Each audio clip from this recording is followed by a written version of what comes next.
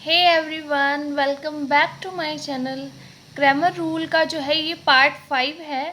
Part 1, 2, 3, 4 में हमने unique solution, ठीक है, 2x2 का और 3x3 का वर्किंग रूल्स, और पार्ट 4 में हमने inconsistent solution means infinitely and no solution जो है वो सीखा था फॉर 2x2।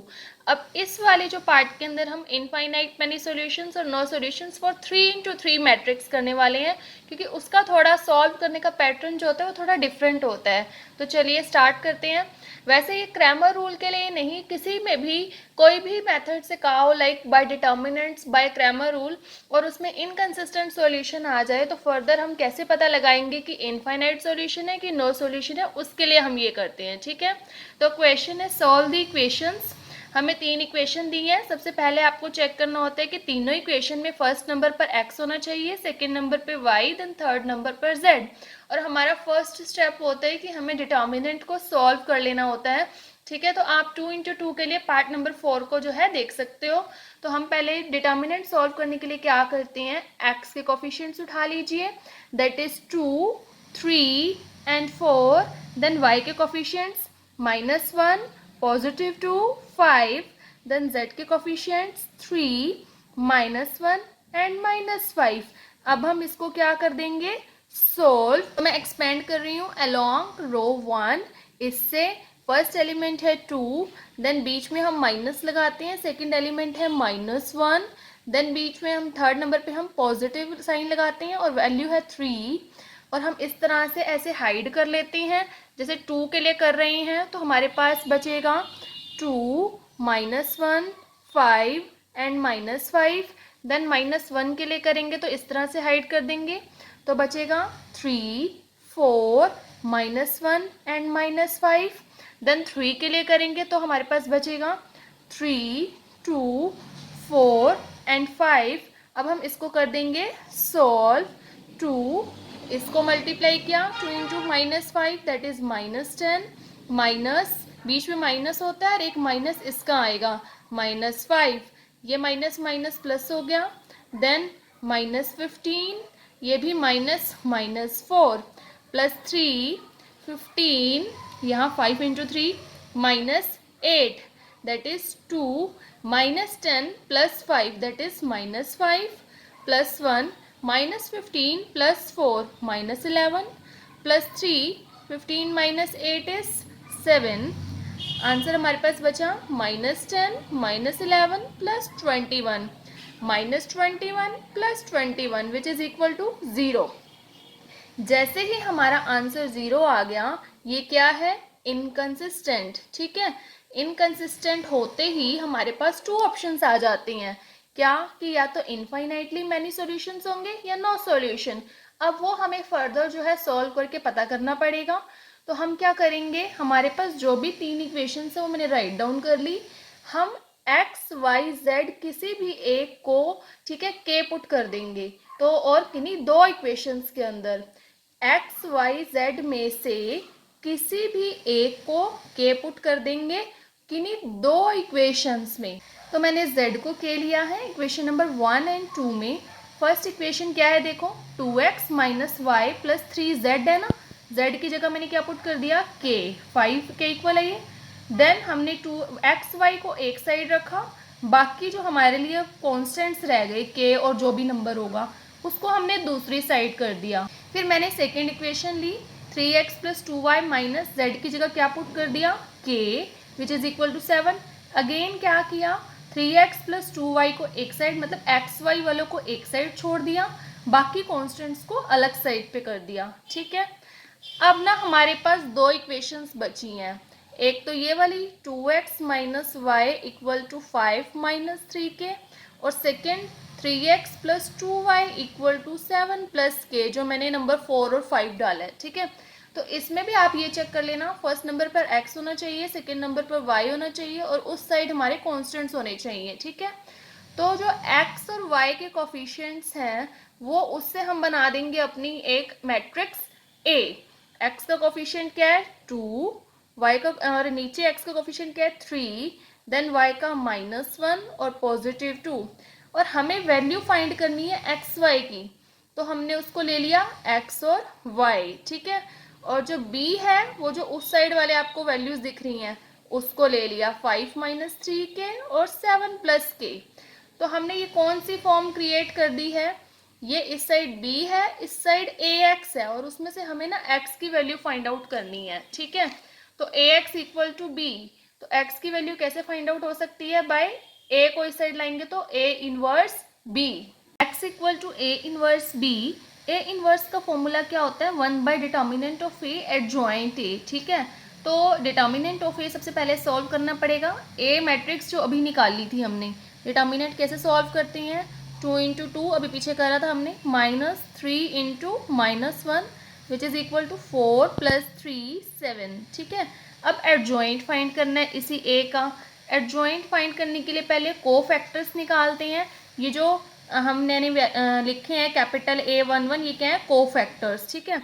इसका फॉर्मूला क्या होता है, -1 की पावर 1 प्लस 1, जो भी यहाँ पर होगा, -1 की पावर 1 प्लस 2, अभी साथ में भी आएगा मल्टीप्लिकेशन में, -1 की पावर 2 प्लस 2, -1 की पावर 2 प्लस 1 एंड -1 की पावर 2 प्लस 2। साइड में क्या आएगा, A11 के लिए ये A11 होता है ना, स्मॉल वाला होता है, ये A12, A21 और ये A22। इसको इस तरह से हाइड करो तो क्या वैल्यू बची, 2। तो यहाँ पर साथ में क्या आ जाएगा, 2, ठीक है। तो आंसर 2 ही बच जाएगा। फिर हम A12 के लिए 1 2 वाले को हाइड करो तो क्या बचेगा साथ में, 3। तो यहाँ बचेगा -1 इंटू 3 दैट इज -3। फिर A21 के लिए इस तरह से हाइड करो 21 के लिए, तो यहाँ पर साइड में क्या बचेगा, -1। तो आंसर बचेगा यहाँ पर +1। A22 के लिए सेकेंड वाला और सेकेंड वाला, ठीक है। तो A22 की वैल्यू आ गई 2, ठीक है। तो ये आंसर निकल गया +1 into 2 that is equal to 2। अब हम इसको अपनी इस मैट्रिक्स के अंदर पुट करके उसका ट्रांसपोज ले लेंगे। ये किसका साइन होता है, ट्रांसपोज का। A11 ये क्या आया, 2, then A12 that is -3, A21 that is 1, A22 that is 2। अब इसका हम ट्रांसपोज ले लेंगे। ट्रांसपोज लेने में क्या होता है, रोज और कॉलम्स एक्सचेंज हो जाती हैं। 2 - 3 हम इस तरह से लिख देंगे और 1 2 हम इस तरह से लिख देंगे। तो ये क्या आ गया हमारा, एडजॉइंट ऑफ A, ठीक है। अब A इनवर्स निकाल रहे हैं हम। A इनवर्स का फॉर्मूला होता है 1 by determinant of A। Determinant of A हम ऊपर सॉल्व कर चुके हैं, दैट इज 7, ठीक है। तो वो हम यहाँ पर पुट कर देंगे अब 1/7 और एडजॉइंट ऑफ A जो अभी ऊपर निकाला है हमने, 2 - 3 1 एंड 2, ये क्या निकल गया आप, A inverse. Now x equal to A inverse B, x means x और y, ठीक है। A इनवर्स जो भी निकाला था, B मैट्रिक्स हम पहले ही फाइंड आउट कर चुके हैं। अब हम इनकी मल्टीप्लिकेशन कर देंगे। मल्टीप्लिकेशन के लिए हम 1/7 को एज इट इज छोड़ देंगे, इधर मल्टीप्लाई करेंगे। मल्टीप्लाई कैसे करते हैं, इस तरह से। ये एक ही एलिमेंट है कंप्लीटेड 5 - 3 के, ये दो अलग अलग एलिमेंट नहीं है, ठीक है। तो 2 एक बार इस पूरे से मल्टीप्लाई होगा 2, और आप इसका ऑर्डर चेक कर सकते हो, ये 2 इंटू 2 है, ठीक है। ये 2 रोज और 2 कॉलम्स, ये 2 इंटू 1 है। तो 2 से 2 कैंसिल होकर जो ऑर्डर बचेगा वो क्या बनेगा, 2 इंटू 1 ही बचेगा, 2 रोज और 1 कॉलम, ठीक है।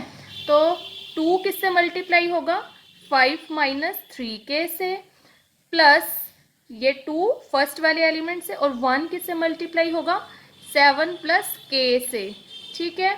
ऐसे ही -3 किससे मल्टीप्लाई होगा, 5 - 3k से, प्लस 2 किससे मल्टीप्लाई होगा, 7 प्लस k से। आप ये भी चेक कर सकते हो, 2 - 3 2 - 3 1 2 1 2, और ये 5 - 3k 5 - 3k और 7 प्लस k इधर, ठीक है। इस तरह से अब हम इसको सॉल्व कर देंगे। ये बन गया 10 - 6k प्लस 7 प्लस k, और नीचे बन गया -15 plus 9k plus 14 plus 2k।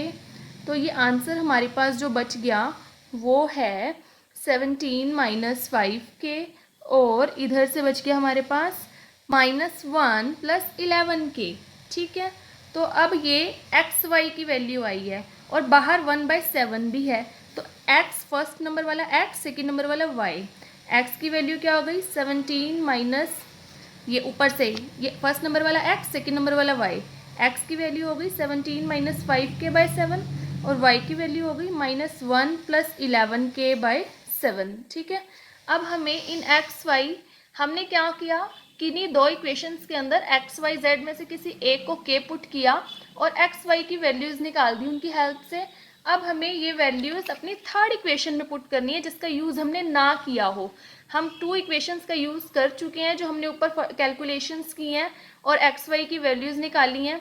तो हमने z को k पुट किया था, z की हेल्प से हमने x निकाला है 17 माइनस 5k/7 और हमने उसी की हेल्प से y निकाला है -1 + 11k/7। ये तीनों ही हम k की फॉर्म की वैल्यूज़ जो हैं इतनी इस इक्वेशन में पुट कर देंगे। ठीक है, तो 4 × 17 माइनस 5k/7 प्लस 5 × -11 प्लस -1 है ये -1 + 11k/7 -5 z की जगह k। अब हम चेक करेंगे क्या ये राइट हैंड साइड के इक्वल आ रहा है और यही हम 2 × 2 मैट्रिक्स में करते होते थे। तो इस तरह से हम सॉल्व कर देंगे। क्या बचा 63 = 63 विच इज़ ट्रू। ये इक्वल आ गए मीन्स ये बात सही है। अगर लेफ्ट हैंड साइड और राइट हैंड साइड इक्वल आ जाते हैं तो ये भी मैं पहले आपको क्लियर कर चुकी हूँ प्रीवियस वीडियोज़ में कि अगर इक्वल आ जाते हैं, ट्रू होता है, तो ये कैसा सॉल्यूशन होता है, इनफाइनाइटली मैनी सॉल्यूशन। ठीक है, और यही same procedure A to Z आपको नो सॉल्यूशन के लिए करना है। बस अगर इक्वल ना आता ये दोनों साइड तो हम क्या कह देते हैं, नो सॉल्यूशन। ठीक है, तो यहाँ पर हमारे क्रैमर रूल की सीरीज़ का जो है सारा एंड होता है। मैंने इसमें सारा कुछ क्लियर कर दिया है कि यूनिक सॉल्यूशन, इनफाइनाइट और नो सॉल्यूशन कैसे कैसे हो सकते हैं और उसको 2 × 2 और 3 × 3 के लिए हम कैसे सॉल्व कर सकते हैं। ठीक है, so that's it for this video. और अगर आपको ये टॉपिक क्लियर हुआ और आप इस चैनल पर न्यू हैं तो please like, share, comment and subscribe the channel.